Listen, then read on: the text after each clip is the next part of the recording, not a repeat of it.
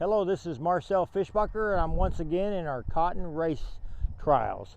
Our race trials, we look at varieties and see how they compare for our environment or for the farmer's environment.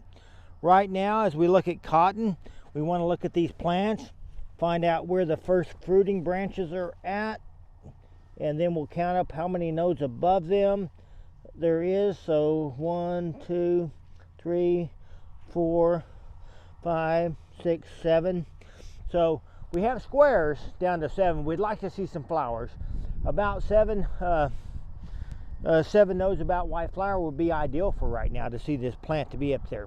We have some cotton that probably had white flowers as early as a week ago. We were seeing some, but there's a lot of squares out there. There's a lot of load in these plants. The other thing we'll also notice here, and we'll have to check, but this leaf here shows herbicide damage.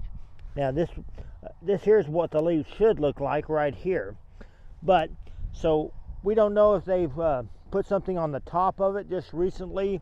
We know they had a really hard time keeping their corn under control in this field, and they had to come back and spray it again.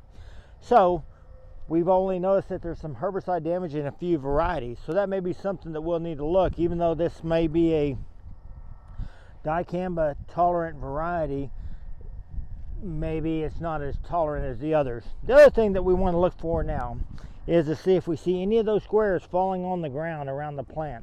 And really, quite remarkably, there's no squares on the ground, which is a good thing. So sometime with the herbicide damage, we expect to see some squares on the ground. The other thing that we're looking for in some drier fields that would tell us if they're getting too dry, they're going to abort and drop some squares.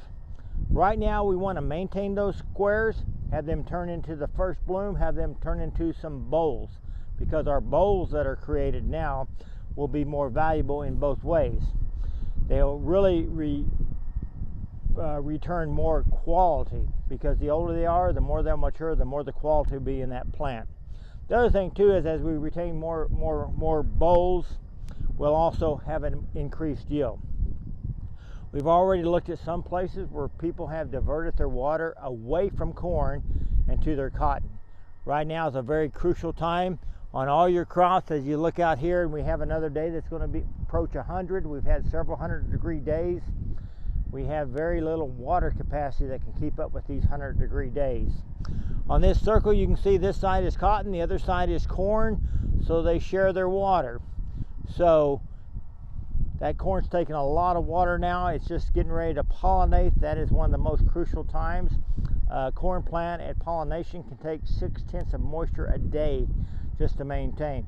So through pre-watering and other things, they've hoped they've maintained enough soil for that, soil moisture for that plant to be going down 3 feet and banking some of that moisture that they have to come out, because most of them don't have the water capacity to put on the 0.6 a day in a week. That's a lot of water. That's over 3 inches. So the cotton plant, on the other hand, as we go forward, we'll see some people that will look at the cotton and say, hey, this looks like the more valuable thing to put irrigation on, because if they go and they let it get dry enough where that white flower is right at the top of the plant right now, they're going to decrease their yield. So we want about 7 nodes above white flower at this time of the season, and we want that thing to keep on growing and developing and setting bowls. So we're just about to the point. Right now we have a lot of squares, but we need to let them move forward, start blooming, start setting bowls, and start developing those bowls.